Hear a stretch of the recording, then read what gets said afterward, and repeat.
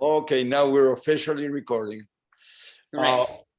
One of the things that I felt while watching the movie is like, well, it's a great comedy with a great level of, it's very absurd, but with absurdity, I was wondering if you think that with extreme comedies like this, you can do also social criticism with, you know, a social criticism that can be accepted by people, and if that was your intention as co-writers. Armağan, sounds like an amazing question for you, our esteemed director of Nude Tuesday. Yeah. I mean, I guess we weren't driven by, you know, thinking about social criticism. We were really like delving deep into the emotional lives of the characters. That was our, you know.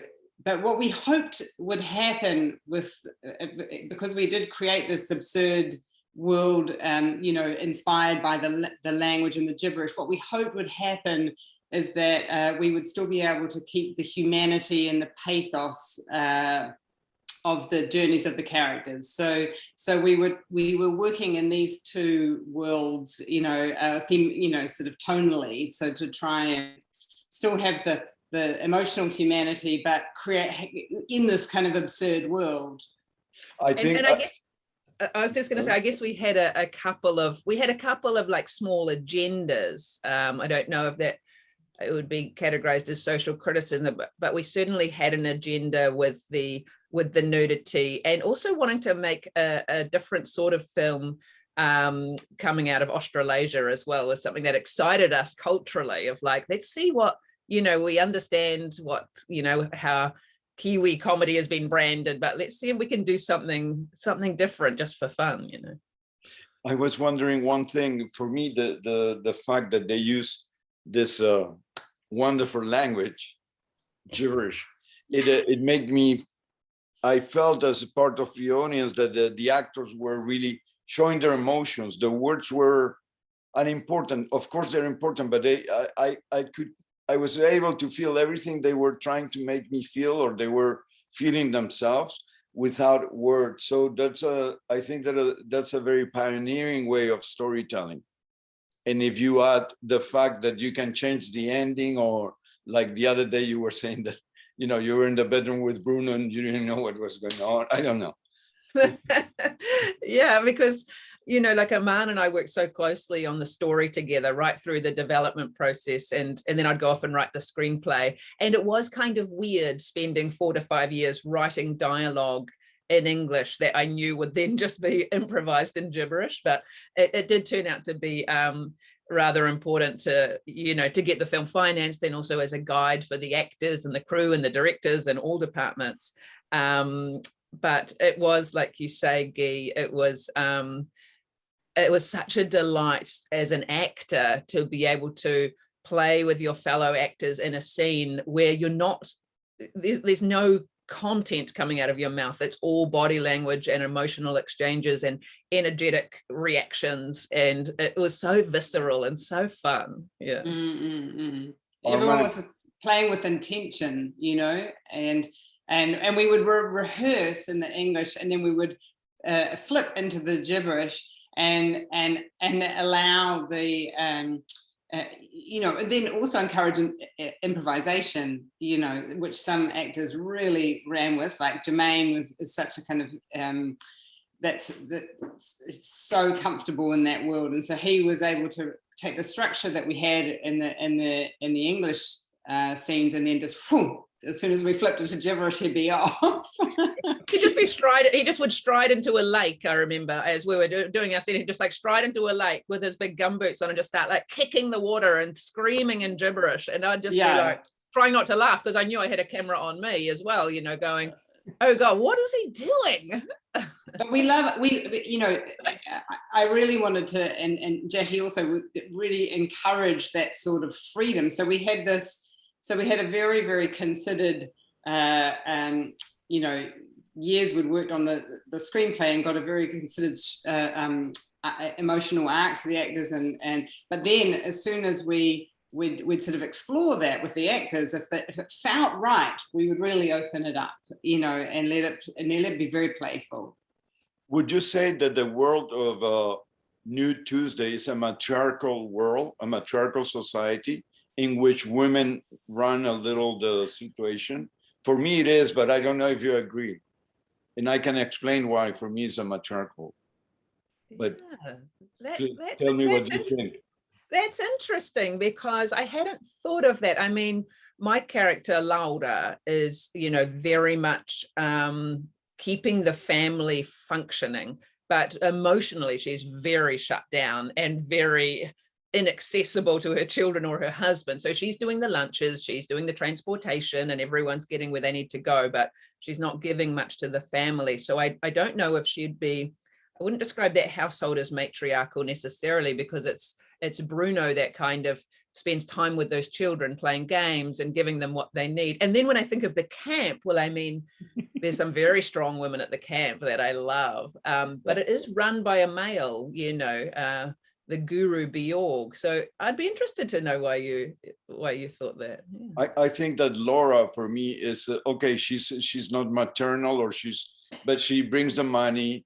She takes care of the kids. She's fighting to defend in her job a position, which is, and she's you know, confronting sexual harassment, and she's very strong and she keeps going. And so, and I think that the Bruno is more like waiting for her to come and accept him. And so I think that Bruno is he's more needy than Laura at that level, at an emotional level. Yes, I would say that Bruno is potentially more in touch with his feelings. I love Laura, and I also love and deeply sympathize with Bruno. Like, it would be hard to be married to Laura because you just wouldn't get any warmth. Yeah, they're both. We were aiming to make them both very flawed characters, you know, but equally flawed in quite different ways that were hopefully, would in some cases be relatable to people, but so that they would then be able to go on their own journeys, independent journeys, and together through the camp, you know. But I do feel that they do have very different problems and very equal problems, you know. I would say, sorry, Gary, I would say though, I'm interested in your thought and your reaction to it. I would say that the set, you know, like in terms of the production was fairly matriarchal. So maybe that came through: female producer, female director, female writer, female lead. I'm like, maybe that just shone through, you know, and I thought in a female nudity too, or the receptionist at the camp, Laura's mother-in-law. Yeah. And some of the women were, I thought it was a matriarchal, not matriarchal in the sense that women have to be nice to kids, just that women are there and have a big presence. That's how I felt. Yeah. There's definitely some good, strong female characters in really cool. Which was inevitable with all of those, lead creatives as females, you know. They don't go, oh, forgive me, I exist. It's like, I'm here and I exist. That's what we're all like in New Zealand, Guy. All of us females here are like, come on. No. Yeah, no, I like that. I also like the fact that yesterday I had dinner with several couples, and they were like Bruno. I swear, they were a little like Bruno and Laura.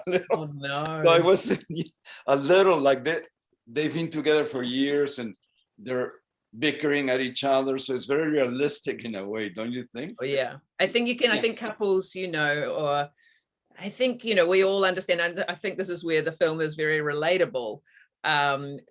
You know, couples that have been together for a long time, you can fall into these unhealthy patterns or ruts. And I think, you know, this film is about Bruno and Laura kind of waking up to themselves as individuals and realizing, oh my gosh, I have so many problems I need to work through. And then coming back together as a couple and going, do we fit? Are we good for each other still? And like, you know, like you already know, there are two different versions, two different sets of subtitles for this film in existence already. And there are two different outcomes, which is very interesting in terms of the marriage.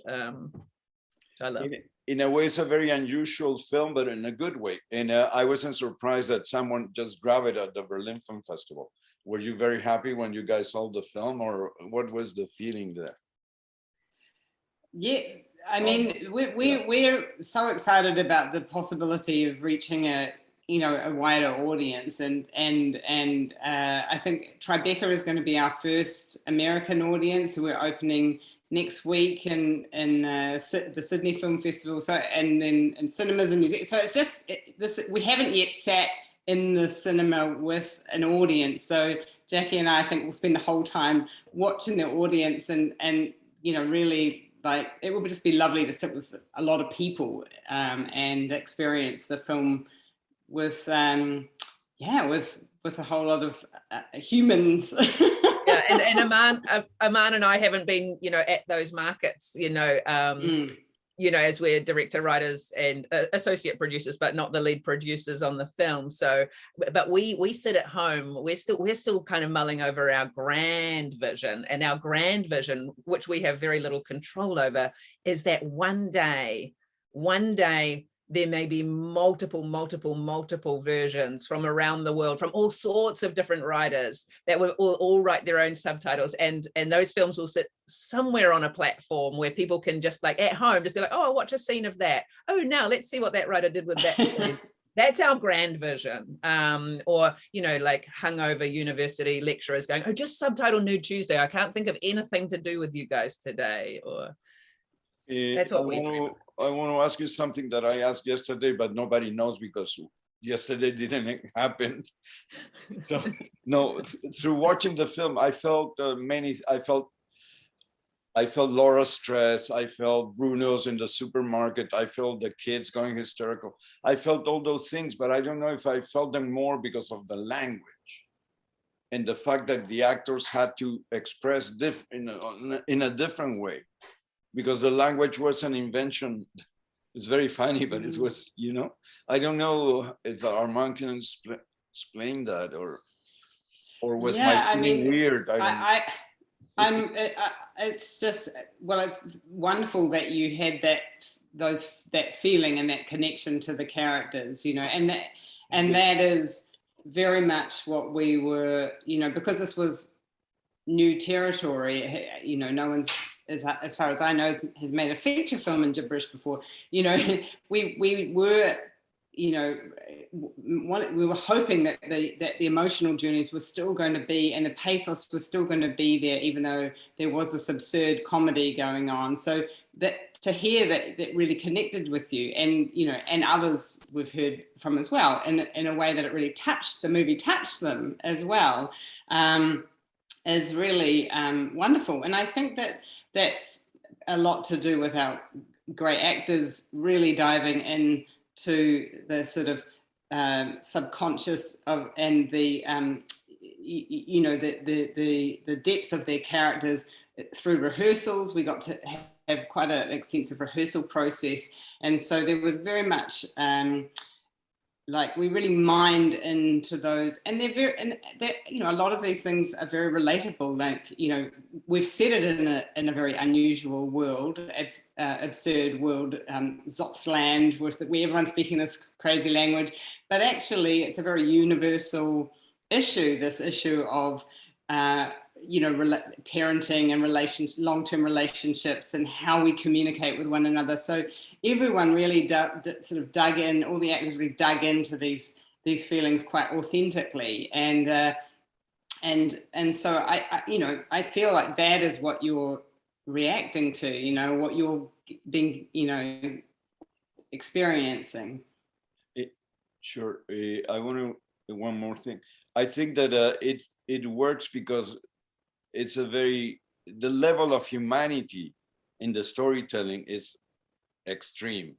Not extreme in a bad way, but very deep. I mean, you can identify with every little detail. I don't know, you see yourself reflected in a comedy, but it makes it even better. So I think that many people will be seeing themselves reflected, like I saw myself reflected.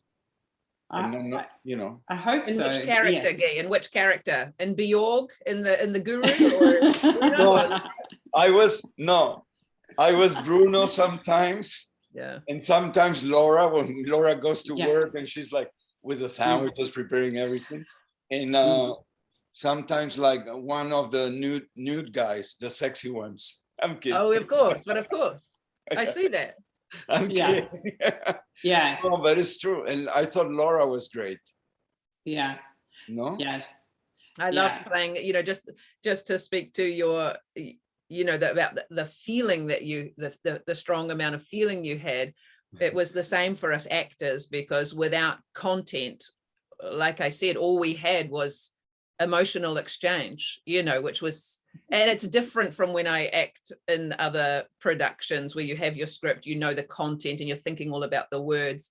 But what we found as soon as we started thinking about what we were saying rather than what we were feeling, we'd start stumbling on the gibberish, would have to start again, our brains would engage in a different way. But as soon as you let go of the content and just emote, everything flowed. It was quite incredible. Yeah.